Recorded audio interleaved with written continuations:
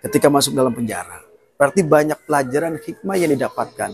Cara Allah menegur seorang hamba, cara Allah menasihati seorang hamba, ada hikmah di balik ujian tersebut.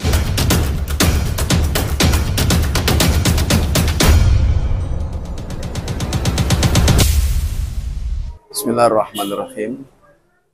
Berbakti kepada seorang ibu, kewajiban bagi seorang anak yang soleh, anak yang benar diharapkan untuk kedepannya bisa meringankan beban daripada ibunya dan bapaknya, kedua orang tuanya. Hal itu memang suatu kewajiban karena al-jannatu tahta aqdamil ummahat. Surga itu ada di bawah telapak kaki ibu.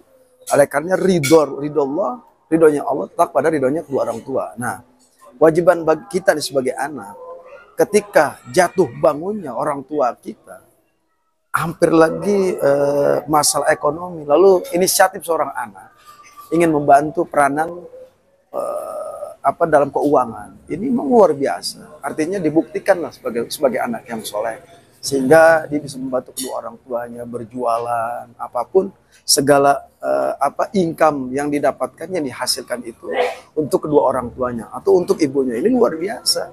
Dan ini memang diwajibkan dalam agama kita, agama Islam. Bahwasanya ketika orang tua kita nih sudah tidak mampu untuk mencari nafkah, tidak mampu untuk mencari keuangan, sang anak ini sudah akil balik dan sudah dewasa, maka harus peran itu harus diambil.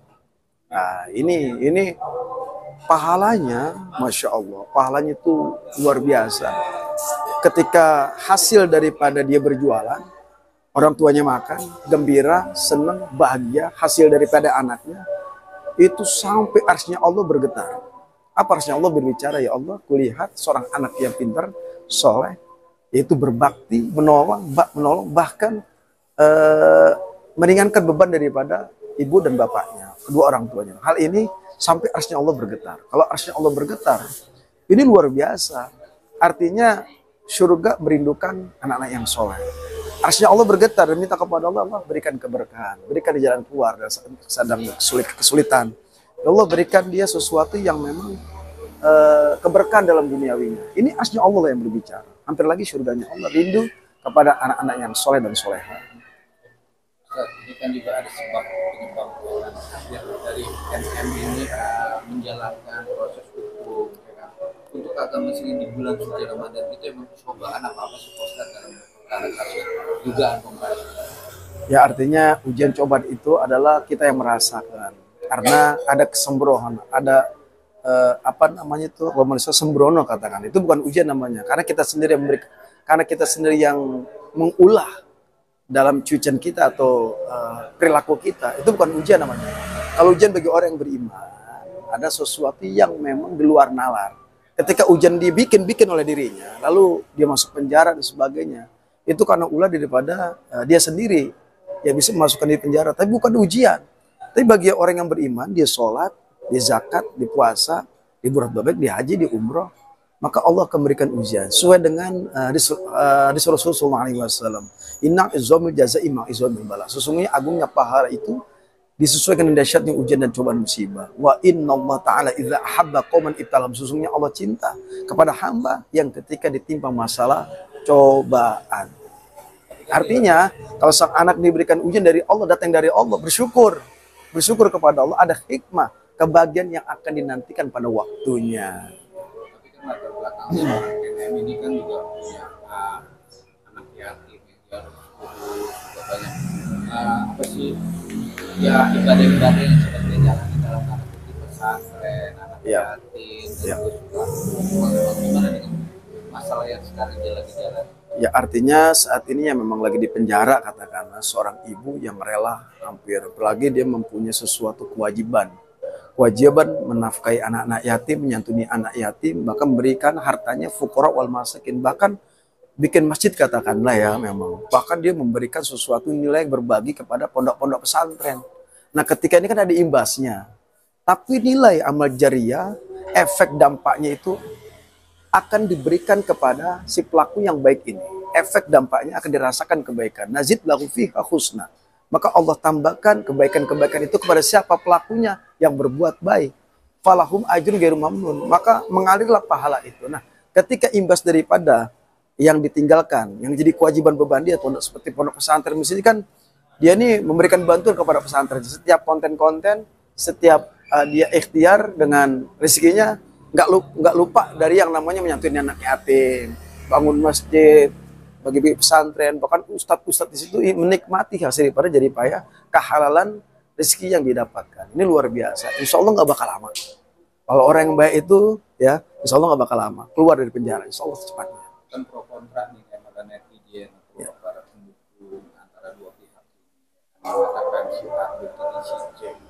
Secara agama konteks dalam bahasa kata itu gimana sih Tat? Karena ya semua kan hanya Allah yang tahu dengan perkara ini, nanti keputusan di pengadilan gimana Tat? Ya, artinya kan netizen siapapun opini pada masyarakat ini ada yang negatif dan positif. Lagi-lagi kita sebagai orang yang katakanlah sebagai manusia harus sadar dengan diri kita, banyak menyalahkan diri kita. Kita ini nggak sempurna. Kullu bani Adam khata'un wa khairu khata'in tawwabun. Setiap manusia pernah melakukan salah dan dosa. Kalau kita menghakimi dia, siapa diri kita? Berarti kita paling mulia, paling benar dong. Yang ada ketika orang jatuh, terpuruk, ya jangan kita ketahuin, bisa jadi imbas baliknya akan kembali ke kita. Hati-hati. Tapi berikan doa yang terbaik kepada orang ini. Berikan doa yang mestinya, ya Allah berikan dia kesabaran, keikhlasan, ya Allah. Kemudian dia sabar menjalin ujian. Yang ada seperti itu, jangan dia cibir ketawa-ketawa, bahkan menyukuri daripada tindakan dia. Oh, manusia nggak sempurna. Siapa diri kita? Yang wajib menghakimi seorang itu adalah Allah Subhanahu wa Ta'ala. Dialah Allah yang maha menghakimi, bukan manusia. Manusia hanya berusaha introspeksi diri dan mendoakan kepada orang yang jatuh terpuruk dalam masalah ujian yang Allah berikan. Mungkin bicara ujian bilang tadi kan banyak berpandangan bahwa ini konteksnya ada dugaan dijebak atau dugaan-dugaan. Ya. Inilah karma seorang yang sendiri. Gimana nih? Kalau karma atau jebakan, wallahu a'lam bishawab lima yurid. Semua itu kita kembalikan kepada Allah. Jangan dugaan-dugaan itu jadikan suatu empanan lah kata konsumsi publik pada saat ini. Tapi yang pasti saya yakin Neng yang cantik ini dia akan merasakan hikmah di balik jeruji. Jadi ada sesuatu yang memang Allah hadiahkan. Makin dia masuk penjara, mungkin makin bertambah imannya kepada Allah. Makin bertambah Islamnya kepada Allah dan menjadi muslimah sejati. Disitulah antara seorang hamba ada introspeksi diri, muhasabah. Apa yang dilakukan selama hidup di luar ketika masuk dalam penjara. Berarti banyak pelajaran hikmah yang didapatkan. Cara Allah menegur seorang hamba, cara Allah menasihati seorang hamba, ada hikmah di balik ujian tersebut. Ada yang Allah inginkan, hadiah dari Allah. Saya yakin hadiah dari Allah apa? Siapa itu dia akan berhijab. Bertutur kata yang baik, sopan santun, attitude-nya makin ada, makin indah, makin hasanah dilihat. Inilah keinginan kita. Sudah pasti Allah menggiringnya ke penjara, bukan sesuatu apa namanya tadi itu kayak dijebak dan sebagainya. Enggak, saya yakin ada hikmah. Cara Allah. Wa inna likulli syai'in sababa. Semua itu pasti asbab dan akibat. Ketika Neng yang cantik ini masuk dalam penjara, ada hikmah yang Allah berikan. Apa hikmahnya? Pasti cara Allah sendiri. Kita tunggu aja nanti, pasti akan terasa indah nanti menjadi muslimah yang taat tunduk kepada Allah Subhanahu wa Ta'ala. Semakin tambah kesolehannya. Tapi di bulan Ramadan ini, bulan suci ini, dalam tanda kutip, kebenaran itu akan ada ya? Ya, artinya semua itu yang menanam tuai keburukan dia akan dapatkan.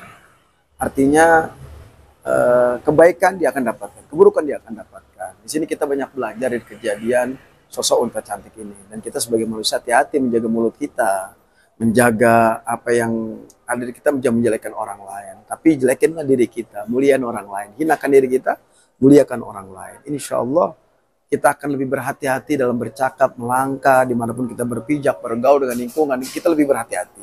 Ini kita ambil pelajarannya saja. Cara pelajaran seorang wali yang sekarang juga ada adik-adiknya yang menginspirasi tanpa seorang wali.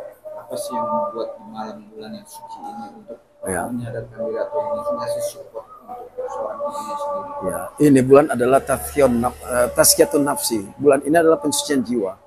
Banyaklah kita membaca diri kita. Banyaklah kita membaca siapa diri kita.